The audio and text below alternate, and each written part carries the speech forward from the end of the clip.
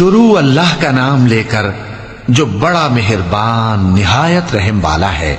جو لوگ کافر ہیں یعنی اہل کتاب اور مشرک، وہ کفر سے باز رہنے والے نہ تھے یہاں تک کہ ان کے پاس کھلی دلیل آ جائے، یعنی اللہ کا ایک پیغمبر جو پاک اوراق پڑھ کر سناتا ہے جن میں مستحکم آیتیں لکھی ہوئی ہیں، اور اہل کتاب جو فرقوں میں بٹے ہیں تو دلیل واضح کے آنے کے بعد ہی بٹے ہیں، حالانکہ ان کو حکم تو یہی ہوا تھا کہ اللہ کی عبادت کریں، اطاعت کو اسی کے لیے خالص کرتے ہوئے یکسو ہو کر، اور نماز قائم کریں اور زکوٰۃ دیں، اور یہی مضبوط اصولوں والا دین ہے۔ جو لوگ کافر ہیں یعنی اہل کتاب اور مشرک، وہ دوزخ کی آگ میں پڑیں گے اور ہمیشہ اسی میں رہیں گے۔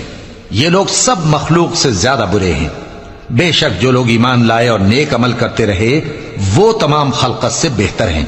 ان کا صلہ ان کے پروردگار کے ہاں ہمیشہ رہنے کے باغ ہیں جن کے نیچے نہریں بہ رہی ہیں، ہمیشہ ہمیشہ ان میں رہیں گے۔ اللہ ان سے خوش اور وہ اس سے خوش۔ یہ صلہ اس کے لیے ہے جو اپنے پروردگار سے ڈرتا ہے۔